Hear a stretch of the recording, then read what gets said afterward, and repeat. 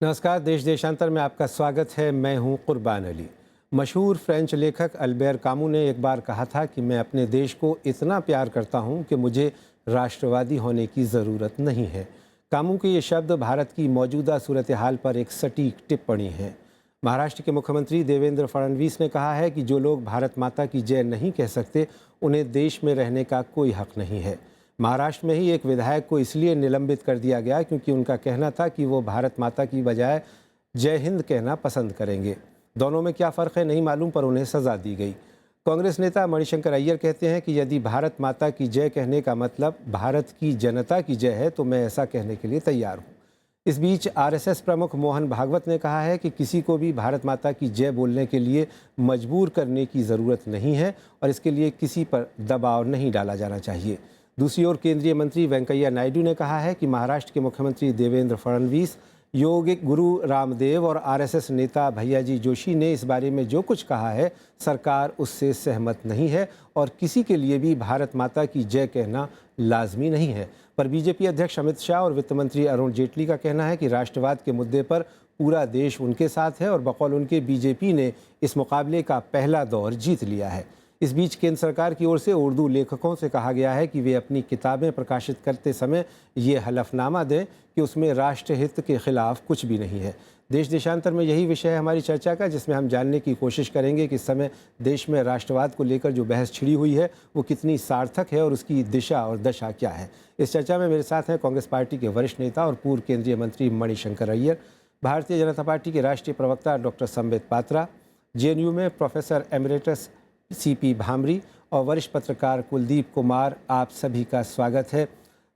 सबसे पहले शुरुआत संबित पात्रा साहब मैं आपसे करना चाहूँगा कि आपकी पार्टी के नेताओं के बयान आ रहे हैं, फिर उनका खंडन होता है, फिर कहा जाता है कि नहीं सरकार इससे सहमत नहीं है, भारत माता की जय कहना ज़रूरी नहीं है, लेकिन फिर आपकी पार्टी के राष्ट्रीय अध्यक्ष कहते हैं कि नहीं राष्ट्रवाद पर पूरा देश हमारे साथ है, वित्त मंत्री कहते हैं हमने पहला राउंड जीत लिया है। आखिर ये माजरा क्या है? देखिए कुर्बान साहब, कुल मिला के जो प्रश्न आपने पूछा उसका लब्बो-लुबाब यही है कि राष्ट्रवाद को लेकर, उसके अवधारणा को लेकर हिंदुस्तान में चर्चा हो रही है और उस चर्चा के केंद्र बिंदु में भारतीय जनता पार्टी और आरएसएस है, जो आपने कहा है। तो मुझे इसमें कोई बुराई नहीं लगता है। अगर हम राष्ट्रवाद पर ही चर्चा कर रहे हैं, किस प्रकार से नेशनलिज्म को आगे बढ़ाया जाए उस पर हम विमर्श कर रहे हैं, तो इसमें बुराई क्या है? थोड़ा परिप्रेक्ष्य समझने की कोशिश करिए। आप देखिए कुछ दिनों से दो तीन महत्वपूर्ण विषय हुए हैं। एक तो जेएनयू में जो हुआ, जिस प्रकार के नारे लगाए गए कि देश के टुकड़े होंगे और जब तक टुकड़े नहीं होते हैं ये जंग जारी रहेंगे, कश्मीर हमारा भाग नहीं है, ये केवल बच्चों ने नारे लगाए हों, स्टूडेंट्स ने नारे लगाए हों, ऐसा नहीं है। वयस्क प्रोफेसर्स ने भी ये कहा कि आताताइयों के रूप में जिस प्रकार आताताई टेरिटरीज को रोक के रखते हैं, उसी प्रकार इंडियन आर्मी ने नॉर्थ ईस्ट पर और जम्मू कश्मीर पर कब्जा किया हुआ है। तो स्वाभाविक रूप से ये चिंता का विषय है। कई जगह से ऐसी भी आवाज आई कि अफजल गुरु हम शर्मिंदा है, तेरे कातिल जिंदा है, तेरे कातिल डिनोटिंग द सुप्रीम कोर्ट जजेस। याकूब मेमन के लिए भी कितने याकूब मारोगे, हर घर से याकूब निकलेगा। और ये देखिए केवल स्टूडेंट्स का विषय नहीं रहा, ये कुछ फ्रिंज स्टूडेंट्स कर रहे थे। मुझे याद है मणिशंकर जी भी यहाँ बैठे हुए हैं, खुद उनके मित्र शशि थरूर जी ने जब याकूब मेमन को फांसी हुई तो उसके अगले दिन ट्वीट किया कि it is a state murder.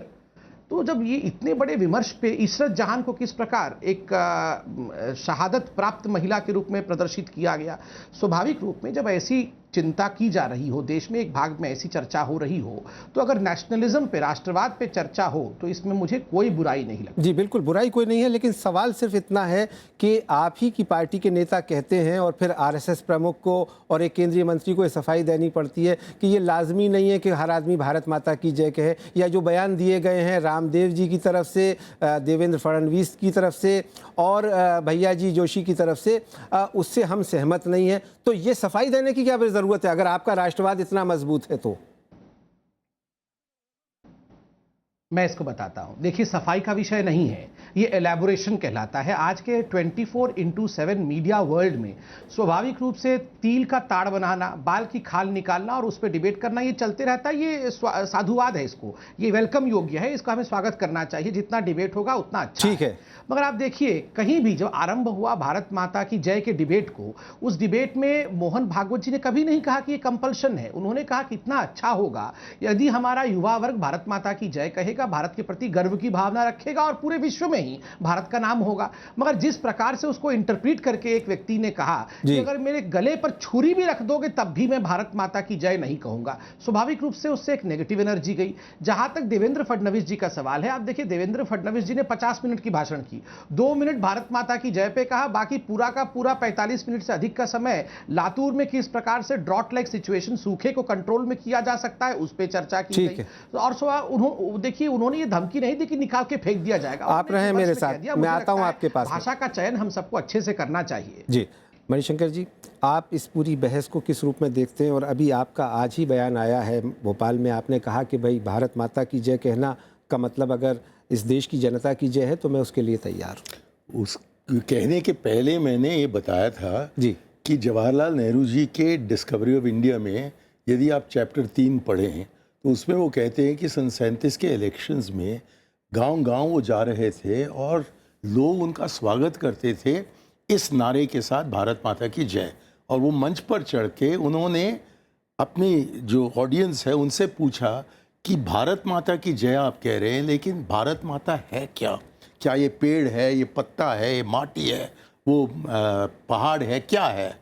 और जबकि उनको लगता था कि ये लोग जानते हैं कि भारत माता क्या है लेकिन कह नहीं पा रहे हैं, तो उन्होंने उनसे कहा कि भारत माता तो आप हो, आपकी जय होनी चाहिए। अब इस बैकग्राउंड में मैंने कहा कि यदि भारत माता की जय का कहने का मतलब है कि भारत की जनता का विजय हो, तो मैं इसके पक्ष में हूँ।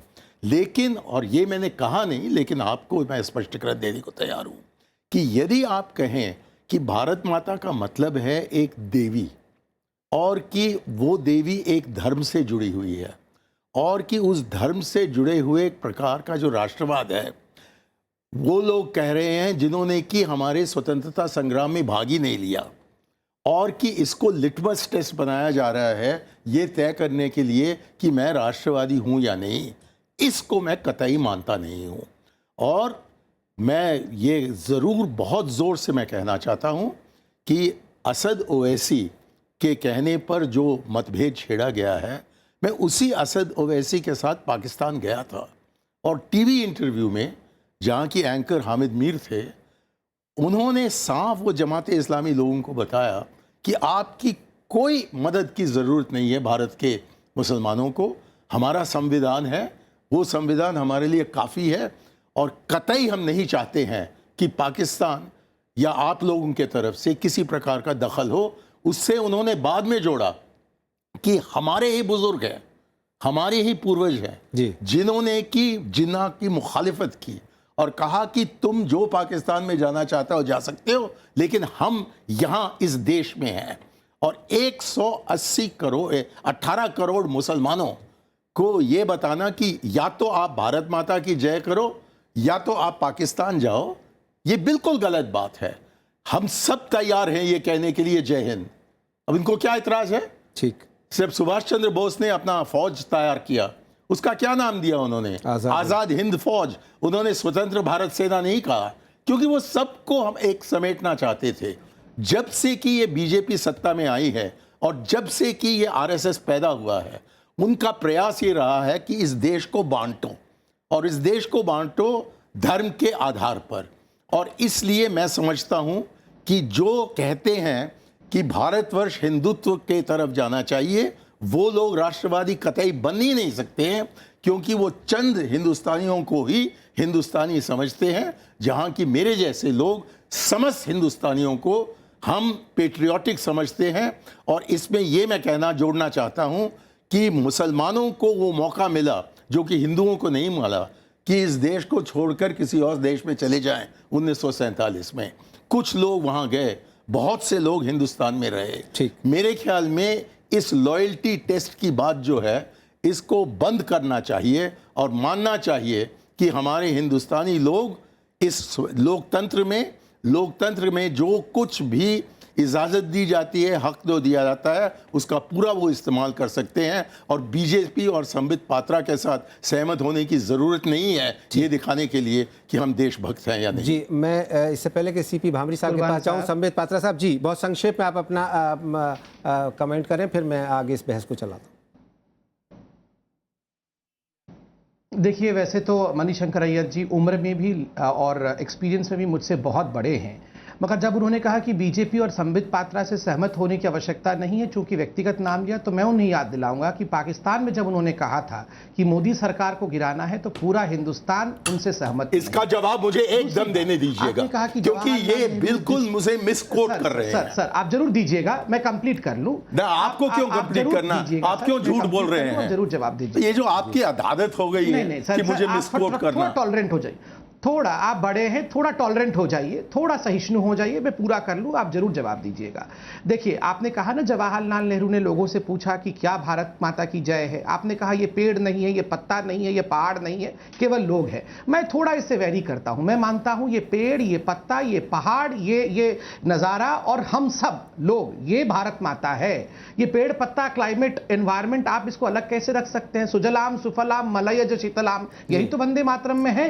ये हरी भूमि, ये भी तो भारत माता है। दूसरी बात, मैं आपको एक बड़ी बात बताऊं, हर दिन शाम को हमको ये पूछते हैं कि जो लोग स्वतंत्रता संग्राम में भाग नहीं लिए थे उनको कुछ भी कहने का अधिकार नहीं है। मणिशंकर अय्यर जी, मैं हाथ जोड़ के कह दूं, आपके पूर्वज, मेरे पूर्वज और कुर्बान अली साहब के पूर्वज, हम तीनों के पूर्वज मिलके सोनिया गांधी जी के पूर्वजों के खिलाफ ही लड़ रहे थे। इसलिए ये रोज शाम को हमें ये धमकाने का काम बंद कर दे। ठीक है, मणिशंकर जी कुछ कहेंगे? मैं बस ये स्पष्टीकरण देना चाहता हूं कि जो बात पाकिस्तान में हुई, मुझसे पूछा गया कि सबसे बड़ा अड़चन क्या है जी पाकिस्तान और हिंदुस्तान के बीच में दोस्ती कायम करने का, और मैंने जवाब दिया मोदी। तो उन्होंने पूछा कि क्यों? मैंने कहा कि मोदी को हटाइए और फिर हम आगे बढ़ सकते हैं।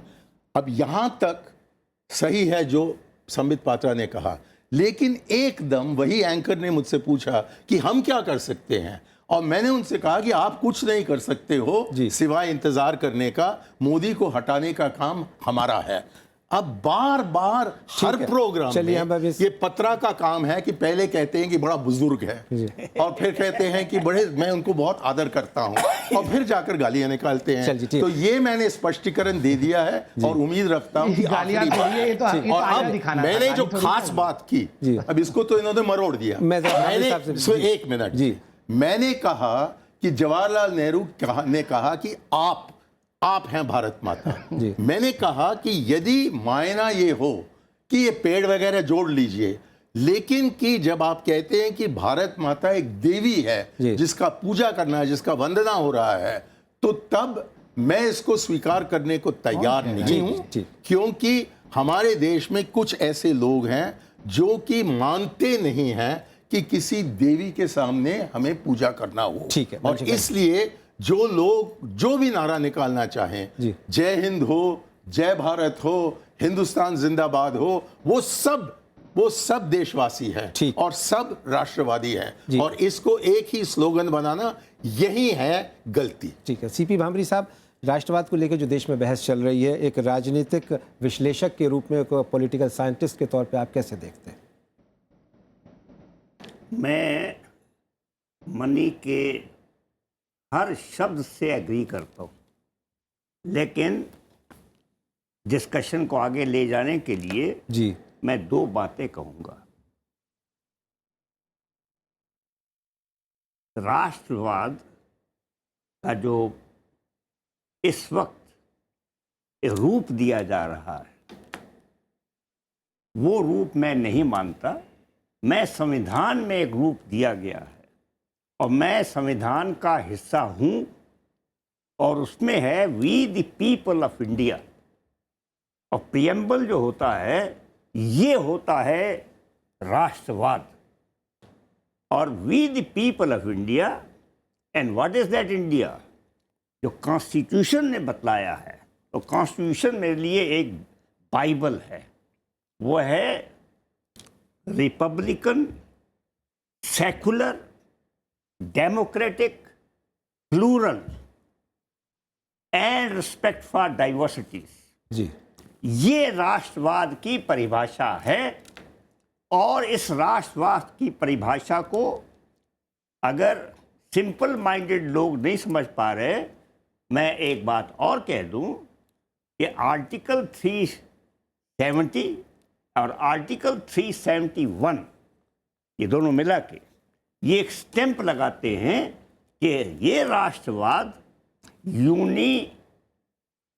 राष्ट्रवाद नहीं है, वन नेशन नहीं है, ये यूनिटरी नहीं है, ये प्लूरल है, ये डाइवर्सिटीज का भरा हुआ है और उसमें इतने फूल खिल रहे हैं, वो खिले। जी। दूसरा, जब मैं बच्चा था जी 1942 में कुछ कांग्रेस के लोग जेल जा रहे थे मुल्तान में और मैं स्कूल जा रहा था। वो नारा लगा रहे थे, हिंदुस्तान जिंदाबाद। ये नारा था, हिंदुस्तान जिंदाबाद। ठीक। ये राष्ट्रवाद है। और आखिरी बात ये है कि ये जो उदाहरण दिए गए, ये हमने इसलिए उठाया कि जेएनयू में क्या हुआ, मनी ने क्या कहा।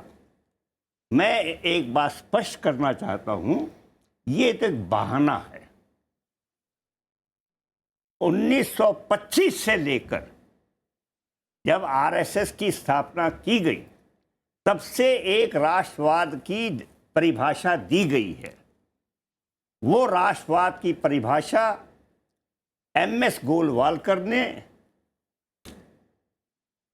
नेशनहुड में ये लिखा है। वो राष्ट्रवाद की परिभाषा संविधान के बिल्कुल विपरीत है। ठीक है। और आखिरी बात, जी मैं आऊँगा आपके पास। आखिरी बात, जी जो पार्टी और जिस पार्टी के नेता ये परिभाषा को नहीं मानते, उनके 282 एमपीज हैं जिसमें एक भी मुसलमान नहीं है। ये पहली दफा हुआ है लोकसभा में जिसमें एक मुसलमान नहीं है 282 में। ठीक है। और ऐसी पार्टी को ये अधिकार नहीं है कि वो एक नई परिभाषा को पकड़ के एक यहाँ पर वाद विवाद करवाए। ठीक है। कुलदीप कुमार साहब, आप क्या सोच रहे हैं? इस पूरी जो बहस चल रही है पिछले 2-2.5 वर्षों से, ख़ास करके इस बात को बार बार रेखांकित किया जा रहा है कि राष्ट्रीयता क्या है, राष्ट्रवाद क्या है और इस भारत देश के मायने क्या है। आइडिया ऑफ इंडिया की भी बहुत बात होती है। देखिए, अभी मणिशंकर अय्यर साहब ने और प्रोफेसर भामरी ने इस बारे में बहुत ही स्पष्टता से बात सामने रख दी है। मैं सिर्फ ये जोड़ना चाहता हूँ कि जैसा कि प्रोफेसर भामरी ने कहा, हमारा संविधान धर्मनिरपेक्ष संविधान है और वो जब बनाया गया उसके पहले हमारे देश में बहुत बड़ी घटना हो चुकी थी, देश का विभाजन हो चुका था और वो विभाजन हुआ था 2 राष्ट्रों के सिद्धांत के आधार पे। और ये संविधान उन सिद्धांत को नकार करके बनाया गया है और 2 राष्ट्रों की जो अवधारणा थी वो सावरकर ने भी दी थी और जिन्ना साहब ने भी दी थी। दोनों के अपने अपने तर्क थे, लेकिन दोनों पहुंचते एक ही मंजिल पे थे। तो उन दोनों अवधारणाओं को नकार करके हमारे देश के आज़ादी के आंदोलन के जो नेता थे, उनके नेतृत्व में ये संविधान बनाया गया। यानी हमारे देश के राष्ट्रवाद की अवधारणा धर्म पे आधारित नहीं हो सकती। इसलिए जब मैं कभी पढ़ता हूँ, किताबें भी लिखी गई हैं इस पे, Hindu nationalism, rise of Hindu nationalism, मुझे समझ में नहीं आता कि ये हिंदू नेशनलिज्म या मुस्लिम नेशनलिज्म क्या है। मैंने ये तो सुना है कि जर्मन नेशनलिज्म, फ्रेंच नेशनलिज्म, लेकिन आप देखिए जर्मनी और फ्रांस दोनों ईसाई देश हैं, या इतने इस्लामिक कंट्रीज़ हैं, एक ही धर्म है लेकिन अलग अलग राष्ट्र हैं।